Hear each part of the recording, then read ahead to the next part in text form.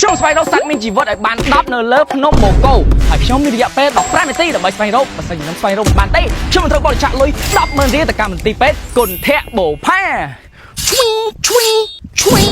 สัตว์ดับเหม็นเลยไซนะบาโร่ฝานจองมวยเฮ้ยจองอ่ะมีจีวัดอ่ะบายมวยงานงอนที่เคยเนี่ยแต่ยังกำปงเมื่อเคยคือยังเคยสัตว์แต่จีกรรมจุ่มนูนไปกู้กำปงแต่หอบเตี้ย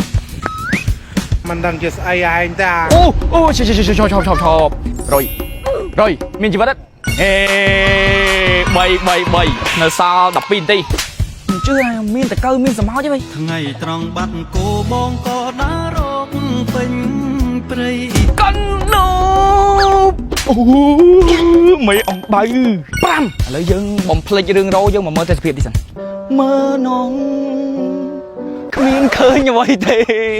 chỉ thơ ở đây sao một bột băng nằm bên lại rồi miên tới phiệt miên sầm một bên đây vậy này nhông khơi mùi tiệt hơi nè cả năng kẻ hơi gì cái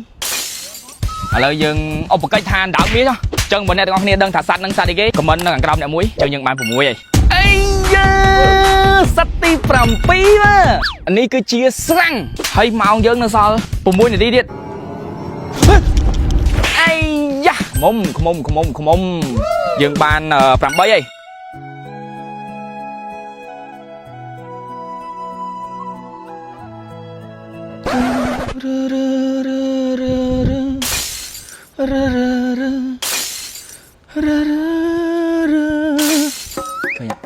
นี่คือจีสมัยเลยบันเจ็บปรับเนี่ยน้องนี่พองได้ท่าตู้สับได้ยมด่าเมาเนี่ยคือจีตู้สับได้ Oppo A6 Pro ថ្ងៃត្រង់បាត់គោបងក៏ដើររកពេញព្រៃ ខ្ញុំសូមបញ្ជាក់អ្នកនរគ្នាផងដែរថាក្នុងវីដេអូមួយនេះគឺខ្ញុំស្មោះកូនពីងពីងអញ្ចឹងយើងបាន9ហើយទី10ហ្នឹងយើងធ្វើមិនរកឲ្យឃើញស្មោចបើក្រៅពីស្មោចអត់យកទេស្មោចអើយចាញ់នឹងស្មោចហ្នឹងហើយមើលទៅ5 4 3 2តា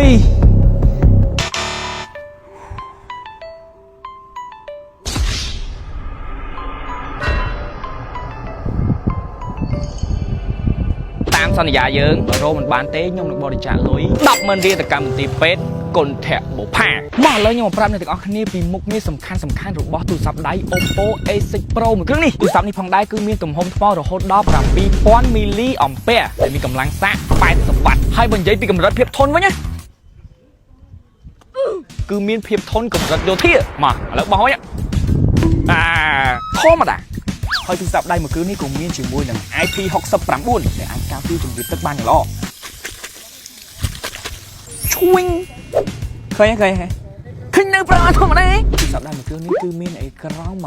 Hz មុខងារ AI Link Boost និយាយទៅមុខងារហ្នឹងនៅពេលដែលយើងឡើងលើភ្នំឡើងលើអីចឹងទៅយើងអត់មានសេវាទូរស័ព្ទទេដូចកាលដែលថ្មីនេះគឺខ្ញុំបានទៅលេងនៅក្នុងផ្សារទូរស័ព្ទខ្ញុំអត់មានសេវា Oppo នេះគឺសេវាពេញបុកនៅពេលដែលយើងឡើងភ្នំឡើងអីអត់មានសេវាទូរស័ព្ទនេះក៏មានជាមួយនឹងមុខងារពិសេសមួយគឺ AI Beacon Link និយាយទៅមុខងារហ្នឹងគឺដូចអាចកោមចឹងមានមុខងារនៅដូចគ្នាយើងអាចតាក់ទងគ្នាបានសម្រាប់អ្នកដែលជួយចិត្តលេងទឹកថតក្នុងទឹកមែនទេ